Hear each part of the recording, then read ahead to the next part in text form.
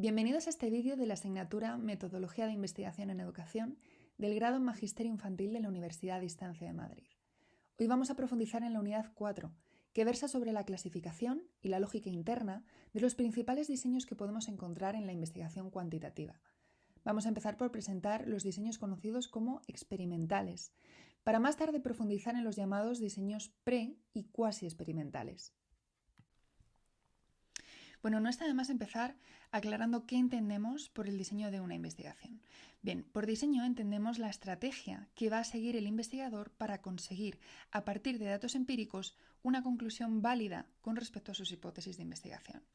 Como os imaginaréis, el diseño de una investigación abarca aspectos muy diversos, que van desde la forma de operativizar las variables recogidas en las hipótesis, pasando por el tipo de muestreo empleado para conseguir a los participantes, hasta las estrategias seguidas para controlar las posibles amenazas a los distintos tipos de validez.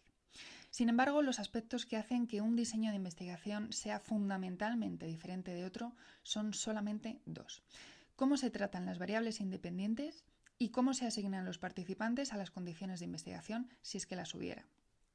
Estos dos aspectos son los más importantes del diseño de investigación, porque determinan el tipo de conclusiones que va a poder extraer el investigador, lo cual está directamente relacionado con los niveles de profundidad con que se puede abordar un mismo fenómeno de investigación que ya vimos en el vídeo de la unidad 1. Fijaos en el siguiente diagrama. Una investigación puede presentar o no la manipulación experimental de al menos una variable independiente. Cuando no hay manipulación experimental, es decir, cuando los valores que presentan los sujetos en las variables independientes vienen dados de manera natural y no pueden ser seleccionados a voluntad por el investigador, decimos que el diseño es no experimental. Los diseños no experimentales permiten describir variables individualmente, relacionar dos variables entre sí o predecir una variable a partir de un conjunto de otras variables. Por lo que los diseños no experimentales nos van a permitir profundizar en el fenómeno de interés a un nivel descriptivo o a un nivel relacional. En cambio, existe manipulación experimental cuando los valores que presentan los sujetos en al menos una variable independiente vienen determinados por el investigador. Cuando existe manipulación experimental de una variable independiente, se generan tantas condiciones de investigación como valores de la variable independiente ha determinado el investigador.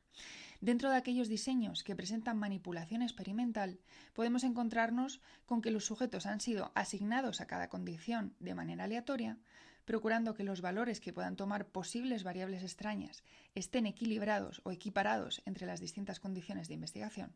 Este tipo de diseños, que cuentan con la manipulación experimental de al menos una variable independiente y la asignación aleatoria de los sujetos a las condiciones de investigación, se conocen como diseños experimentales. Cuando los sujetos no han sido asignados a cada condición de investigación de manera aleatoria, aunque sí ha habido manipulación experimental, decimos que estamos ante un diseño cuasi o pre-experimental.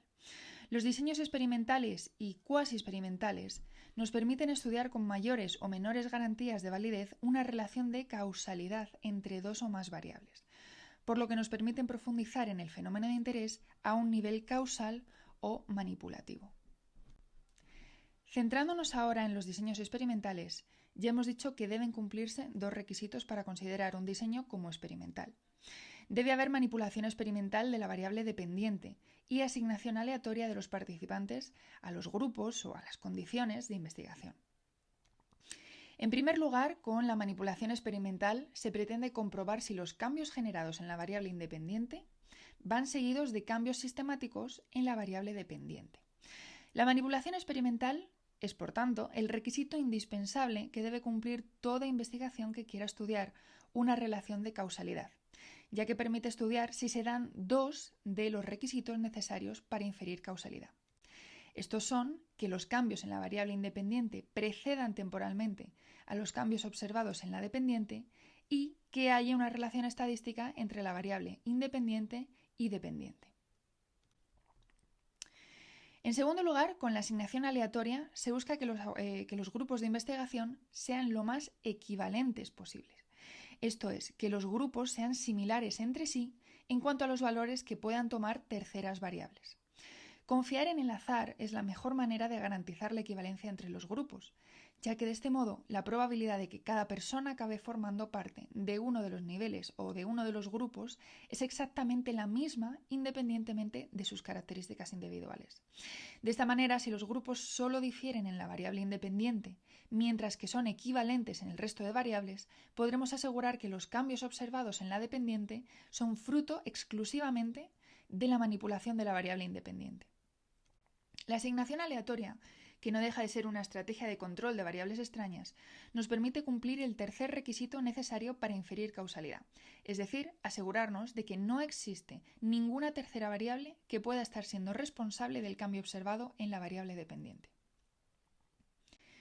Por todas estas razones, los diseños experimentales son los que mayores garantías ofrecen al extraer conclusiones referidas al efecto causal de una variable sobre otra. Es decir, los diseños experimentales son los que más validez interna garantizan. Ahora bien, no todo iban a ser ventajas.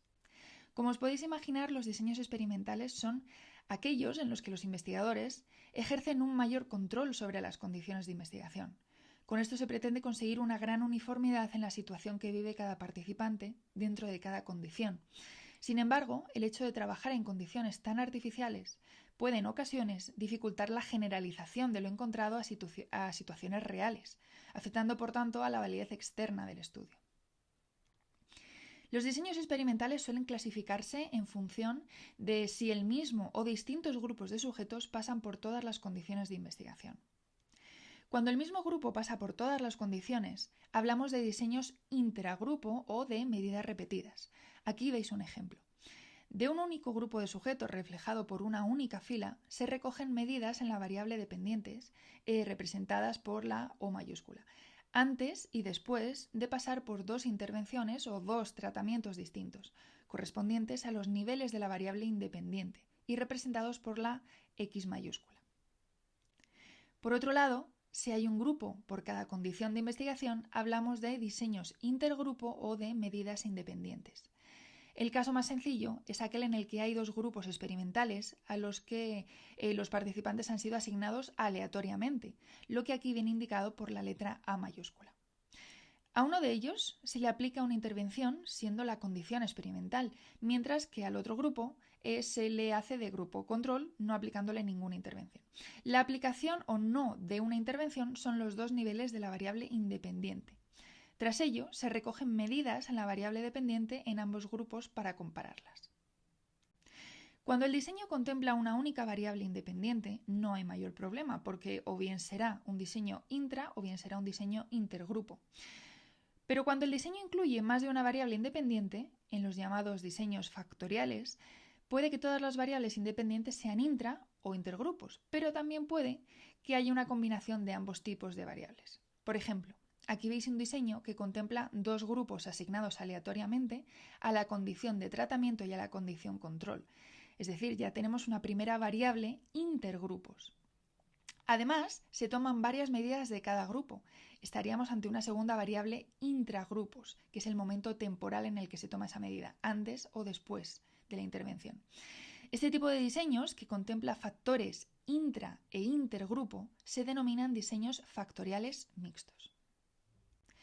Veamos ahora las principales amenazas a la validez que se pueden presentar en los diseños experimentales en función de si las variables independientes que contempla son de medidas repetidas o de medidas independientes. Empecemos pensando en lo siguiente. ¿Cómo nos aseguraríamos de que los grupos de sujetos que pasan por las condiciones de mi investigación son realmente equivalentes entre sí? Fijaos en que nunca van a ser más equivalentes que si se trata de los mismos sujetos. Este es justamente uno de los puntos fuertes de los diseños intragrupo y supone una mejora en la validez interna del estudio. No obstante, estos diseños están sujetos a otras amenazas, justamente porque son los mismos sujetos los que pasan por todas las condiciones de investigación. En los diseños intragrupo pueden suponer una amenaza para la validez interna el efecto de la práctica o aprendizaje. Esto es, cuando la mejora en las sucesivas mediciones se debe en parte a la destreza que van adquiriendo los sujetos para responder al instrumento de medición. El efecto de la fatiga también supone una amenaza cuando el desempeño de los sujetos es inferior en aquellas condiciones que se les presentan en último lugar debido al cansancio que van acumulando. el efecto de la persistencia del tratamiento, que puede ocurrir cuando a un mismo grupo de sujetos se les presentan diferentes condiciones de tratamiento y la exposición a uno de los tratamientos influye sobre el efecto de los tratamientos posteriores. Sensibilización y habituación, cuando una exposición repetida al mismo estímulo o a estímulos similares conlleva que los sujetos se habitúen y dejen de responder al estímulo o se sensibilicen y respondan cada vez con más intensidad. Y finalmente el efecto del contraste, cuando los sujetos comparan la condición en la que se encuentran con las condiciones por las que ya han pasado anteriormente y esto puede afectar a su respuesta. ¿Cómo podemos evitar que nuestras conclusiones estén sesgadas a causa de estos efectos? Hay diversas estrategias que pueden ayudarnos. Podemos espaciar la presentación de las condiciones, lo que ayudaría a que los sujetos olvidasen cómo responder al cuestionario o fueran más descansados a las siguientes condiciones y a que el efecto del tratamiento se disipara antes de recibir uno nuevo. Sin embargo, esta estrategia es demasiado costosa a nivel de tiempo y de recursos, por lo que los investigadores suelen recurrir a la variación sistemática de la presentación de las condiciones de investigación. Se pueden seguir distintos métodos para lograr esto último, y el que escojamos va a depender del número de sujetos y de condiciones experimentales que tenga nuestra investigación. Por un lado, podemos variar aleatoriamente el orden de las condiciones presentadas a cada uno de los sujetos. También podemos realizar un contrabalanceo completo, es decir, hacer grupos de sujetos y que cada grupo pase por una de todas las combinaciones posibles de órdenes de tratamientos. Mientras que si realizamos un contrabalanceo parcial, estaríamos haciendo que cada grupo de nuestra investigación pasase solo por algunas de todas las posibles combinaciones. Es común recurrir al llamado cuadrado latino para seleccionar las combinaciones de tratamiento precisas que vayamos a emplear en el contrabalanceo parcial. Bueno, aunque la equivalencia de los grupos, o mejor dicho, de las potenciales variables extrañas entre las condiciones de investigación es la principal ventaja de los diseños intragrupo, no siempre es posible que todos los sujetos pasen por todas las condiciones. A veces, aunque se puede, también se necesita realizar la investigación en un periodo mucho más corto de tiempo. En estos casos se emplean los diseños intergrupo o de medidas independientes en los que se asigna un único grupo de sujetos a cada condición de investigación. La principal preocupación en este tipo de diseños es que la falta de equivalencia en los grupos, porque son distintos grupos de sujetos, haga que lleguemos a conclusiones sesgadas. Para controlar la posible falta de equivalencia, como ya hemos adelantado anteriormente, se recurre a la asignación aleatoria de los sujetos a los distintos grupos de investigación. De esta manera estamos dando a cada persona la oportunidad de formar parte de cualquier grupo, tenga los valores que tenga en las potenciales variables extrañas. Otra forma de asegurarse de que los grupos de investigación son equivalentes es recurrir al uso de parejas de gemelos. Si cada uno de los gemelos es asignado a uno de los dos grupos de investigación, estamos controlando muchas variables extrañas de tipo genético y de tipo contextual, ya que son compartidas por ambos gemelos. Otra estrategia para formar grupos lo suficientemente equivalentes es identificar cuáles son las potenciales variables extrañas que podrían afectar a nuestras conclusiones y formar bloques de sujetos en base a sus niveles, para después asignar a cada condición de investigación el mismo número de sujetos de cada uno de los bloques. También podemos recurrir a mantener constante el valor de las potenciales variables extrañas entre los grupos de sujetos. Por ejemplo, los sujetos de la investigación pueden ser todo mujeres o presentar un rango concreto de puntuaciones en una escala de motivación si el investigador considera que las diferencias en el sexo biológico o las diferencias en la motivación entre los grupos podrían interferir o estar explicando parte del efecto encontrado.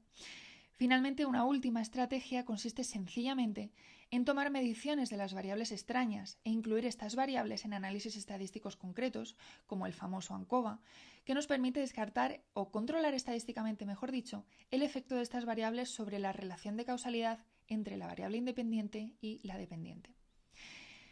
Finalmente, hay que tener en cuenta que en los diseños experimentales con dos o más variables independientes, en los diseños factoriales mixtos donde haya medidas intra y medidas intergrupo, tendremos que emplear a la vez estrategias que hagan frente a las potenciales amenazas para ambos tipos de medidas.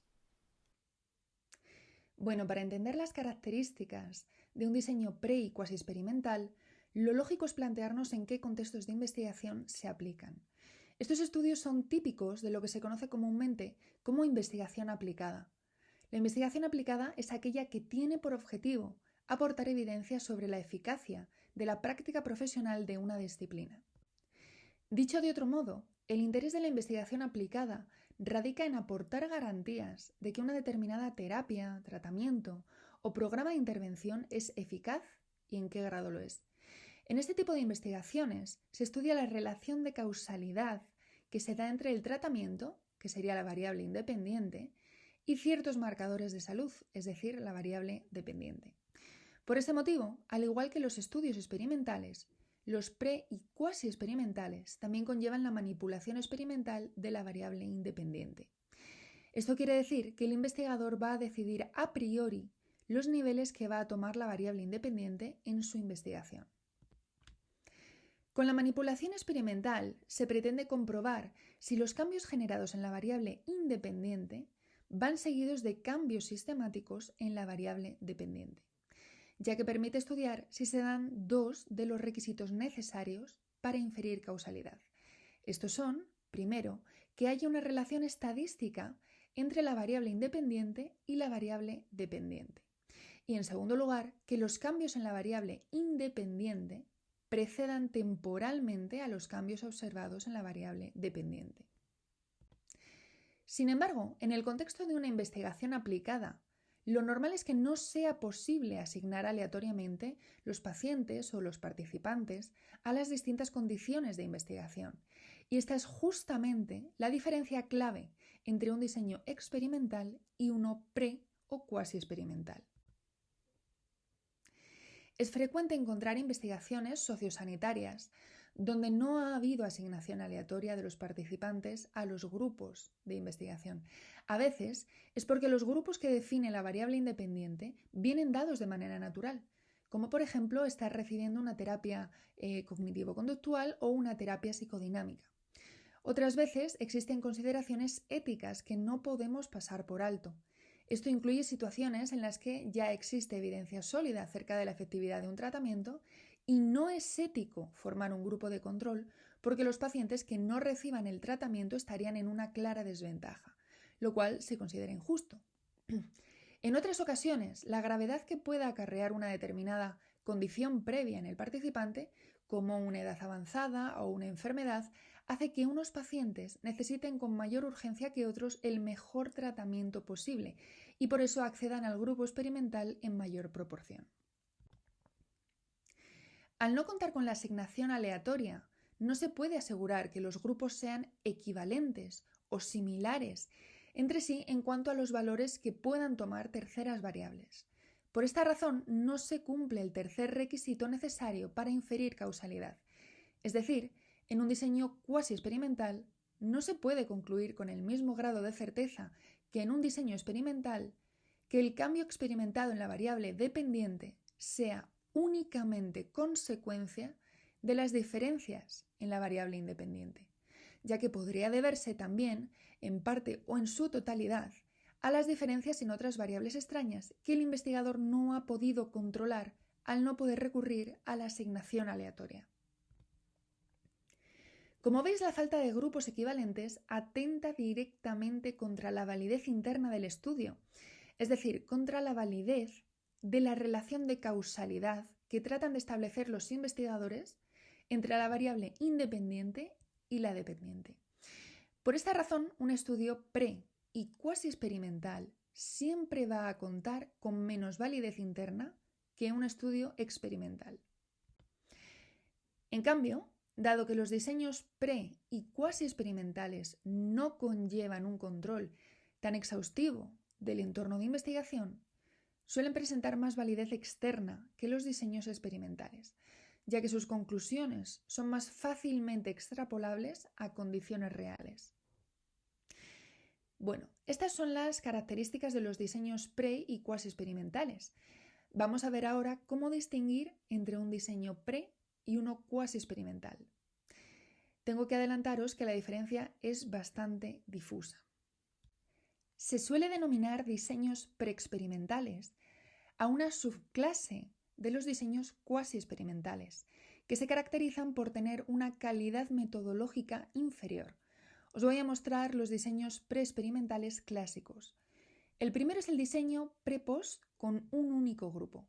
en el que se toman medidas en la variable dependiente representadas por una O mayúscula antes y después de aplicar una intervención, representada aquí por la letra X, en un único grupo, ya que hay una única fila.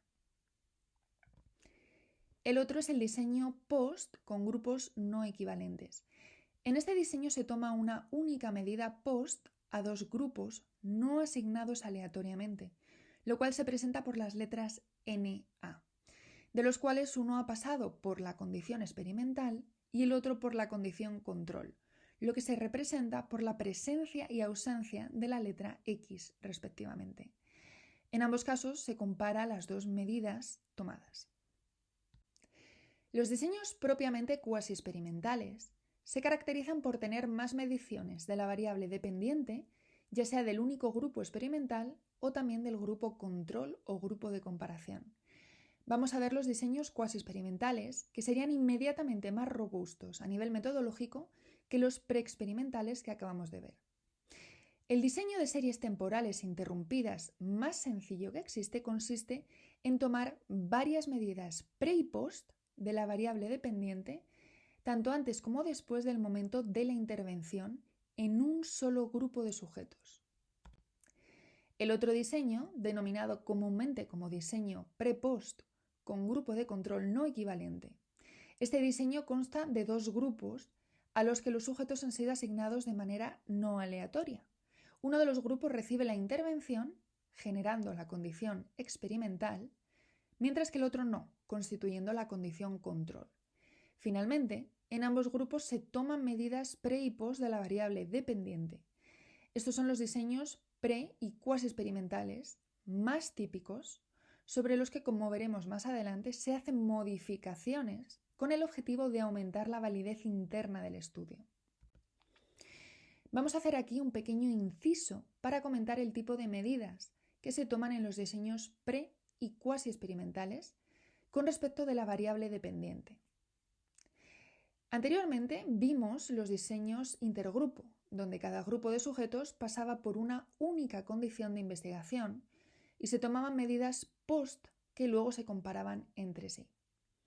El único diseño preexperimental homólogo a este, pero que no cuenta con la asignación aleatoria de los participantes a los grupos, es el diseño que acabamos de ver, el diseño POST con grupos no equivalentes. Sin embargo, este diseño es una excepción, ya que en los diseños cuasi experimentales, al no haber asignación aleatoria, los investigadores siempre van a tratar de incluir una medida pre, tanto en el grupo experimental como en el grupo control, con el objetivo de aumentar la calidad metodológica y ganar cierta validez interna. Por este motivo, salvo en contadas excepciones, como el diseño preexperimental que acabamos de mencionar, la mayoría de los diseños cuasi experimentales van a contar con varias mediciones del mismo grupo de sujetos, convirtiéndolos, por tanto, en diseños intragrupos. Si además incluyen un grupo control u otros grupos de tratamiento, es decir, si incluyen además medidas intergrupo, estaríamos hablando de diseños mixtos.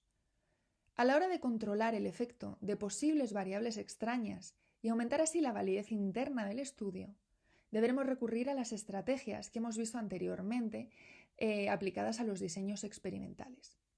Con esto quiero decir que en función del tipo de medidas que estemos tomando de nuestra variable dependiente, tanto si son medidas intra o intergrupo, deberemos aplicar las estrategias pertinentes que ya hemos visto con anterioridad. A continuación, vamos a ver otras nuevas estrategias para controlar posibles variables extrañas que se emplean con más frecuencia en los diseños cuasi experimentales, aunque también podemos encontrárnoslas en diseños experimentales. Volvamos al diseño preexperimental clásico, al diseño pre-post con un único grupo. Si os fijáis, este único grupo de sujetos recibe todos los niveles de la variable independiente, es decir, tanto la ausencia como la presencia del tratamiento, por lo que sí existe una manipulación experimental. Sin embargo, estos diseños son metodológicamente muy débiles, ya que no permiten evaluar si el cambio observado tras el tratamiento se debe realmente a la intervención recibida y no a otras variables extrañas. Estas variables extrañas podrían ser cualquier variable que haga madurar al grupo con el paso del tiempo en la variable dependiente, o, como veremos más adelante, el famoso efecto placebo. Una forma de ganar validez interna es incluyendo un grupo control. Ya vimos anteriormente que en los diseños experimentales también se emplean grupos de control, al igual que en los diseños cuasi experimentales. Vamos a detenernos aquí en explicar un detalle muy importante que concierne a ambos tipos de diseños. Dependiendo del grupo control que se incluya en la investigación, estaremos ganando una mayor o menor validez interna.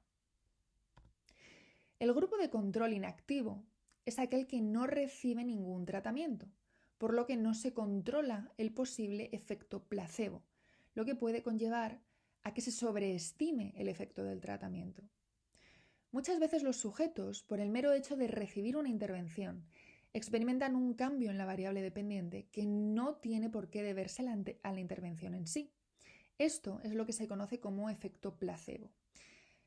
Y aquí podéis ver representado en rojo el aumento que produce el efecto placebo en este efecto que estamos estudiando, ¿no?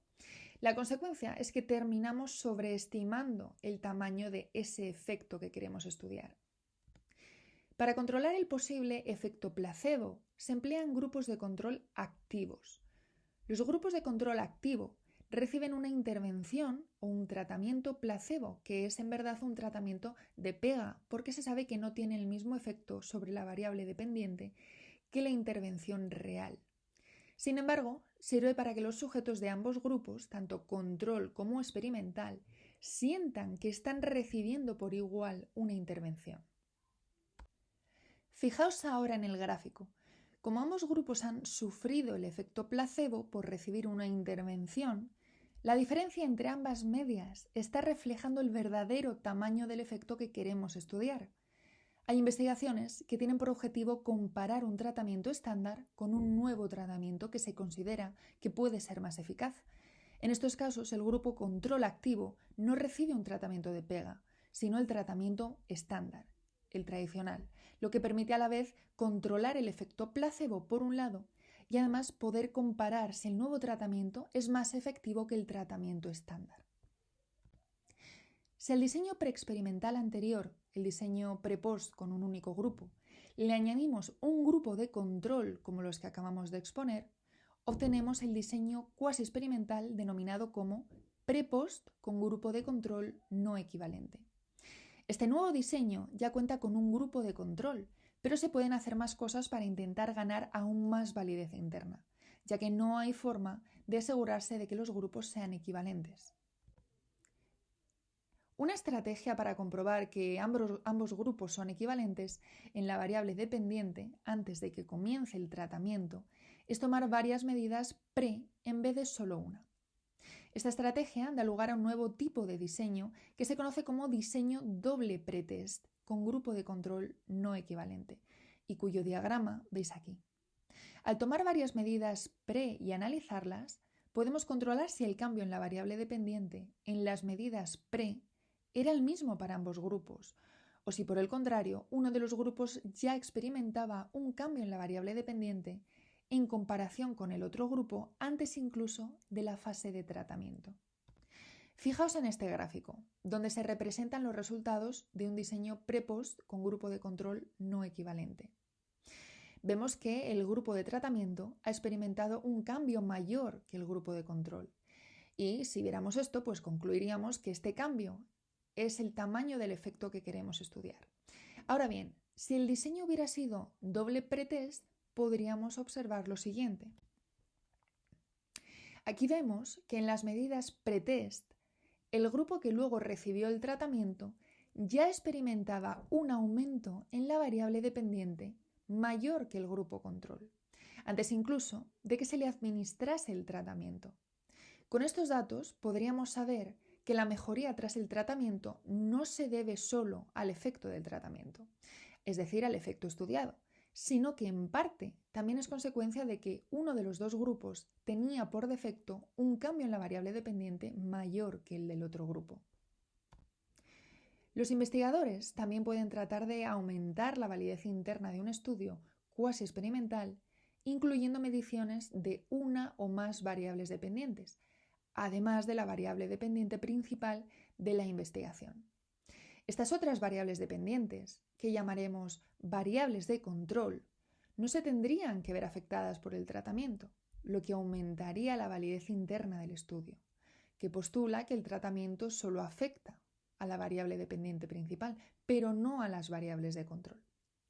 Sin embargo, las variables de control deberían también ser lo suficientemente similares a la variable dependiente principal como para verse afectadas por los mismos efectos de la historia y la maduración de los sujetos y por otros efectos del diseño como la práctica o la fatiga.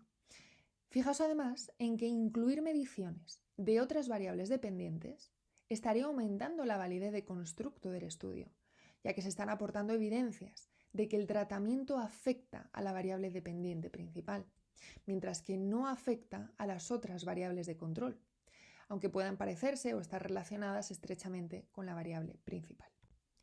Bueno, retomando los diseños de series temporales, antes hemos expuesto el diseño más sencillo, el de un único grupo.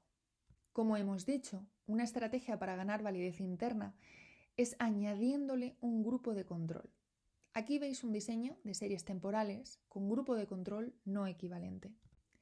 La principal característica de estos diseños es que se toman varias medidas pre y post, es decir, antes y después del tratamiento, en ambos grupos. Este tipo de diseños permite comprobar si ambos grupos mostraban el mismo cambio en la variable dependiente tanto antes como después del tratamiento.